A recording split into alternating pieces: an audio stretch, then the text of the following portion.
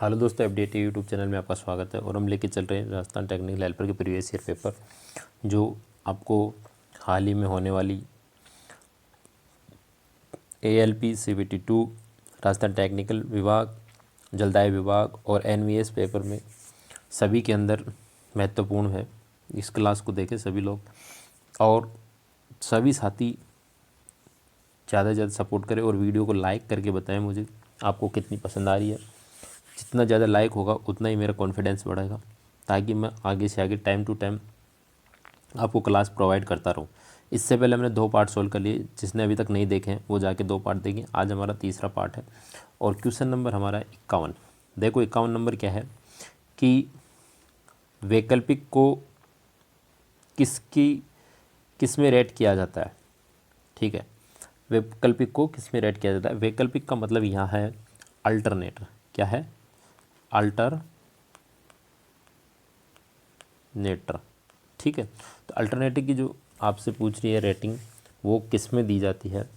तो मुझे एक बात बताओ, BSP है, RPM है, इलेक्ट्रोवोल्ट है, KGH है और KVA है। तो इसका जो राइट आंसर हो जाएगा वो हो जाएगा क्या? KVA। ठीक है, क्या हो जाएगा? KVA। अब बात करता हूँ मैं इलेक्ट्रोवोल्ट। जो इसमें क्या होता है, ऊर्जा बैंड, वर्जित ऊर्जा अंतराल जो होता है उसकी इकाई होती है इलेक्ट्रोवोल्ट। RPM जो होती है ये मशीन की गति मापने के लिए प्रयोग में होती है। ठीक है, इसकी जो गति होती है उसको राउंड पर मिनट में बोलते हैं। ठीक है, BHP या HP ये सब किसकी होती है? मोटर की होती है। तो इसका राइट आंसर क्या हो जाएगा?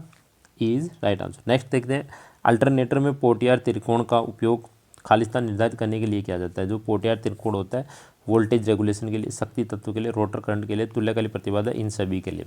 तो जो पोर्टियर विधि जो होती है वो करते हैं हम किसके लिए?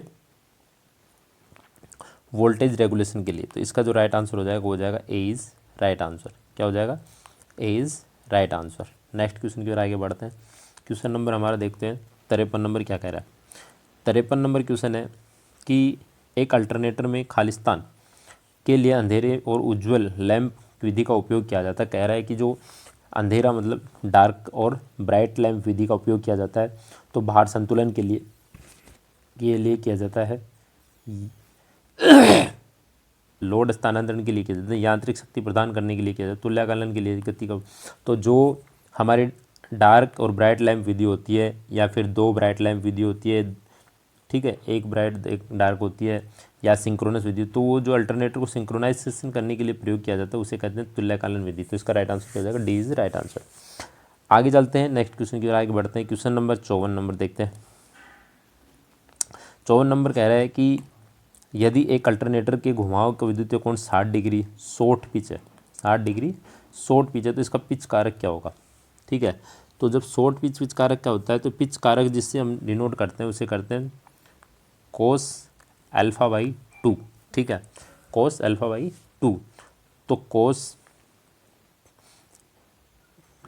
थीटा मतलब अल्फा का मान कितना दिया हमें? 60 डिग्री, तो 60/2, तो इसका कितना हो गया? 30। तो कोस 30 डिग्री का मान क्या होगा? तो कोस 30 डिग्री का मान होता है √3/2। तो √3/2 को हम लिख सकते हैं 0.866। तो इसका जो राइट आंसर हो जाएगा वो हो जाएगा B is right answer.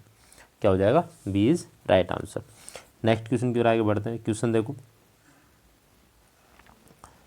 Question हमारा 55 नंबर देखो। 55 नंबर कह रहा है कि पिच कारक का EMF का अनुपात क्या होता है? शॉर्ट पिच कॉयल के लिए full pitch coil, full pitch coil के लिए शॉर्ट पिच कॉयल, वितरित घुमावदार करने के लिए घुमावदार फुल पिच, वितरित घुमावदार करने के लिए केंद्रित घुमावदार, केंद्रित घुमावदार करने के लिए वितरित घुमावदार। तो इसका जो राइट आंसर हो जाएगा वो हो जाएगा ए इज़ राइट आंसर। क्या हो जाएगा? A is right answer. ठीक है, नेक्स्ट क्वेश्चन की ओर आगे बढ़ते हैं। क्वेश्चन नंबर हमारा 56 नंबर देखो।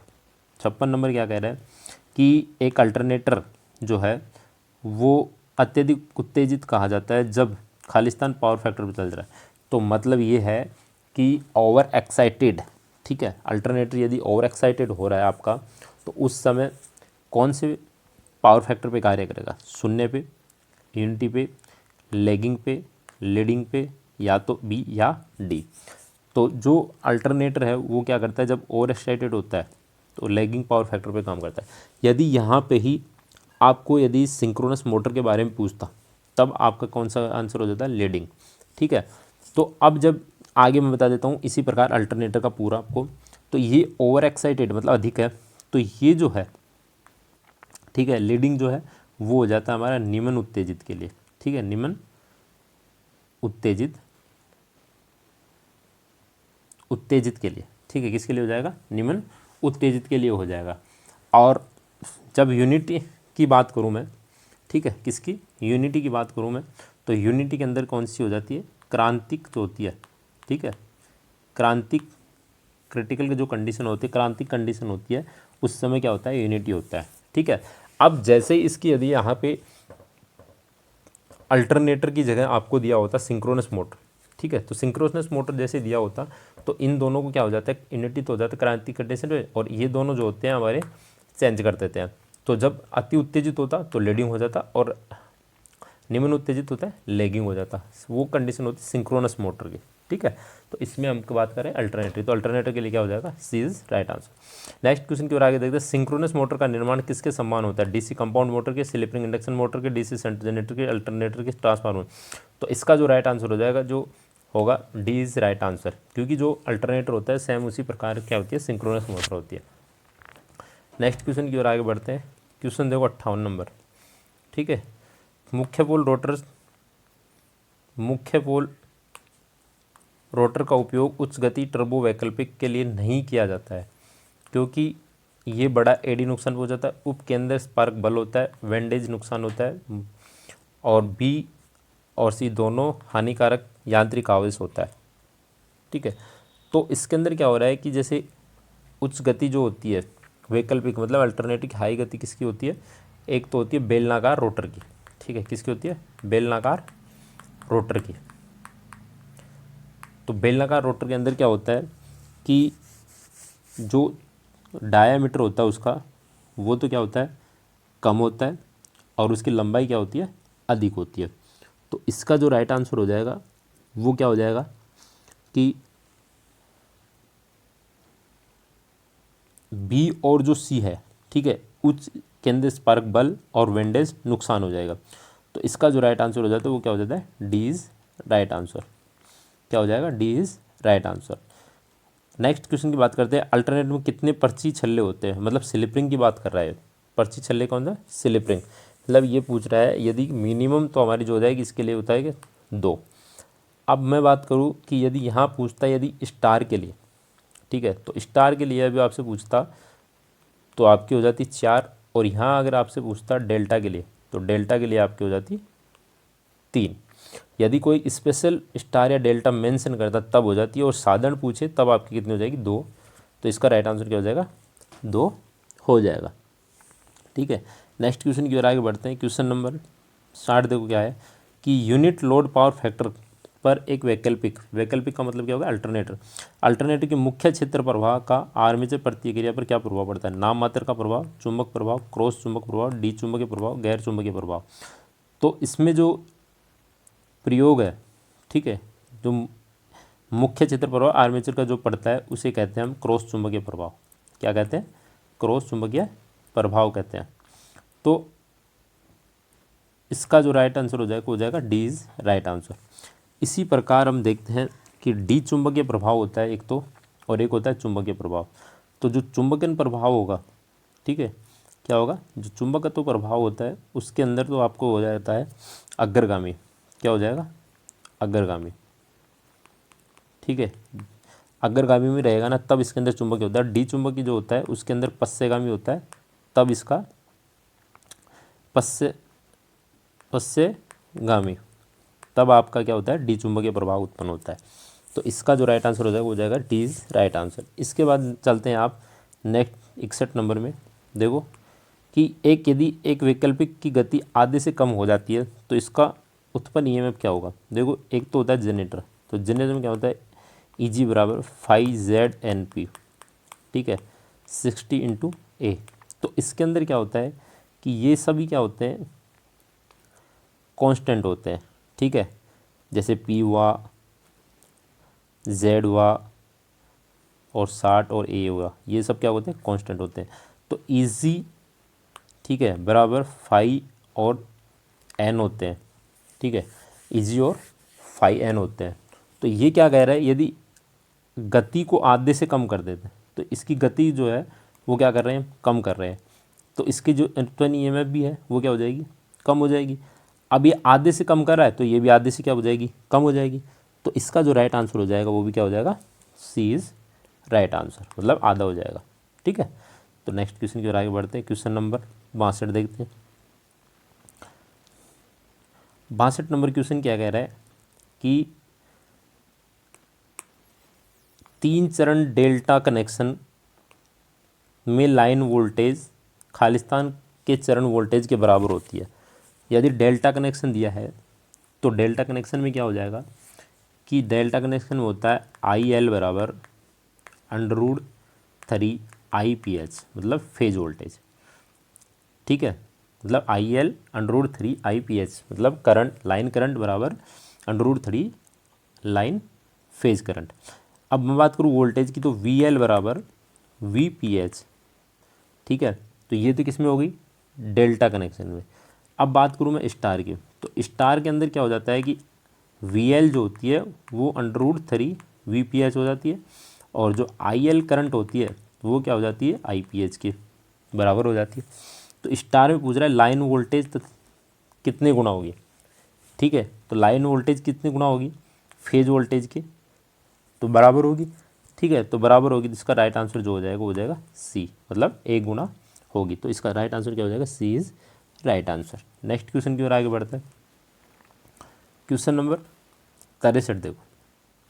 63 नंबर क्वेश्चन कह रहा है कि ट्रांसफार्मर सर्किट मोड में मूल हानि को किस रूप में दर्शाया जाता है, श्रृंखला प्रतिरोध, श्रृंखला अधिष्ठापन, शंट प्रतिरोध, शंट अधिष्ठापन और श्रृंखला समता। तो इसका जो राइट आंसर हो जाएगा वो हो जाएगा शंट प्रतिरोध, राइट आंसर। नेक्स्ट क्वेश्चन की ओर आगे बढ़ते हैं।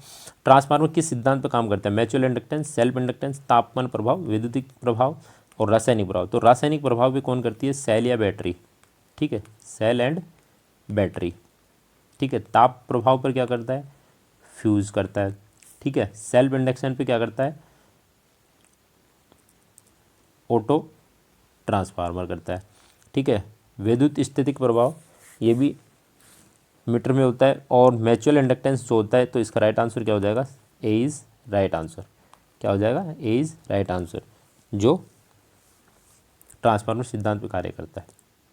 नेक्स्ट क्वेश्चन की ओर आगे बढ़ते हैं। क्वेश्चन नंबर 65 देखो कि ट्रांसफार्मर में खालिस्तान से मुक्त होता है, ट्रांसफार्मर तेल खालिस्तान से मुक्त होता है, गंध से, गैस से, गंधक से, रिक्तियों से या नमी से। तो इसका जो राइट आंसर हो जाएगा वो हो जाएगा नमी से ट्रांसफार्मर मुक्त होता है। नेक्स्ट क्वेश्चन की ओर आगे बढ़ते हैं। एक ट्रांसफार्मर की प्रेरित प्रतिक्रिया किस निर्भर करती है, विद्युत प्रभावन बल पे, चुंबकीय मोटर बल पे, मुख्य प्रभाव पर, रिसाव प्रभाव पे, बी और डी दोनों के लिए। तो इसका जो राइट आंसर हो जाएगा वो हो जाएगा डी इज़ राइट आंसर। ठीक है, इसमें क्या करता है, D is right answer. Transformer जो होती है, प्रेरित क्रिया जो होती है वो किसके ऊपर निर्भर करती है, चुंबकीय रिसाव के ऊपर। नेक्स्ट क्वेश्चन की ओर आगे बढ़ते हैं। क्वेश्चन नंबर है 67 क्वेश्चन नंबर देखते हैं।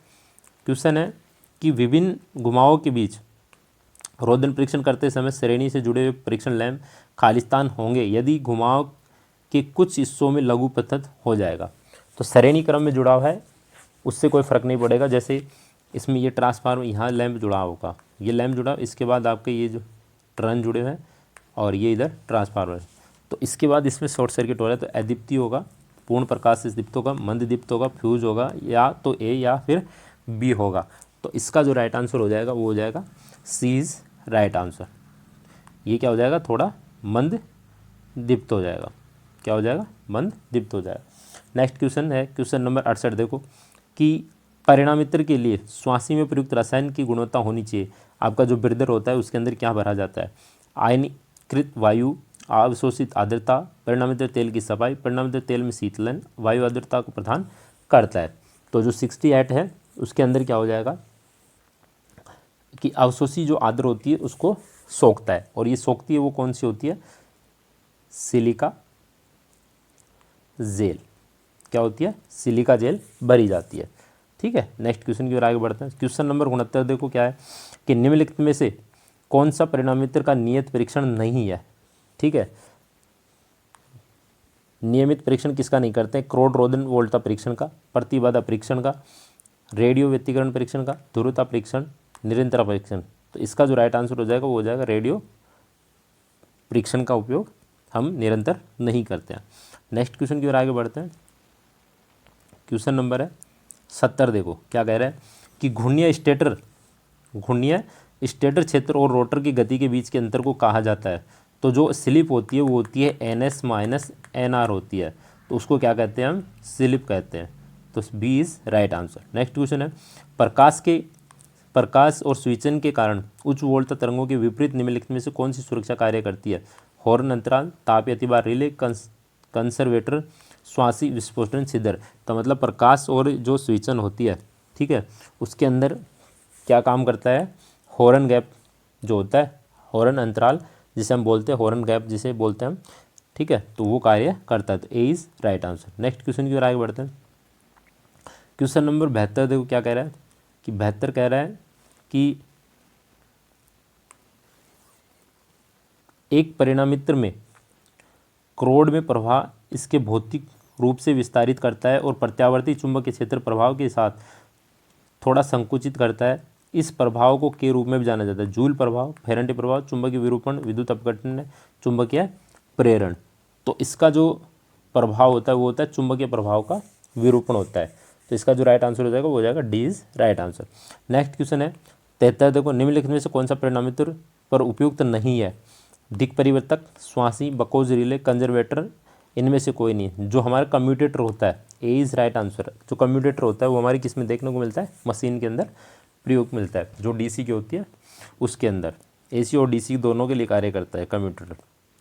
नेक्स्ट क्वेश्चन है भार स्थितियों के, ठीक है, भार स्थितियों के तहत दो समान परिणामित्रों की दक्षता खालिस्तान द्वारा निर्धारित की जा सकती है? बैक टू बैक परीक्षण, लघुपथ परीक्षण, खुला पथ परीक्षण, पारवैद्युतिक परीक्षण, इन सभी। तो जो दो समान परिणामित्र होती है तो उसकी दक्षता के लिए जो प्रयोग किया जाने वाला परीक्षण होता है, ठीक है, वो कौन सा होता है? बैक टू बैक परीक्षण। कौन सा होता है? बैक टू बैक परीक्षण। ए इज राइट आंसर। नेक्स्ट है प्रेरण मोटर में घूर्णन चुंबकीय क्षेत्र की गति को खालिस्तान के रूप में जाना जाता है? सर्पण गति, प्रभावी गति, तुल्यकालिक गति, सैपेट शक्ति, अतुल्यकालिक गति। तो प्रेरण मोटर में जो घूर्णन चुंबक क्षेत्र होती है उसे हम कहते हैं तुल्यकालिक गति। क्या कहते हैं? तुल्यकालिक गति। और जो जिस गति पे घूमती है तो वो होती है अतुल्यकालिक गति, क्योंकि तुल्यकालिक गति से कम गति पे घूमता है। और जो आपका चुंबकीय क्षेत्र होता है वो हमेशा किस गति से घूमता है? तुल्यकालिक गति से। तो ये थे हमारे आज के 25 क्वेश्चन। मिलते हैं नेक्स्ट 25 क्वेश्चन के साथ। तब तक आप वीडियो को ज़्यादा से ज़्यादा लाइक करें, शेयर करें, सब्सक्राइब करें, अपने दोस्तों के साथ भेजें। और इसके बाद आप ज़रूर बताएं कि NVS का पेपर सॉल्यूशन करवाएं या नहीं कराएं, तो ज़रूर कमेंट बॉक्स में करके बताएं। मिलते हैं नेक्स्ट वीडियो के साथ, तब तक के लिए धन्यवाद।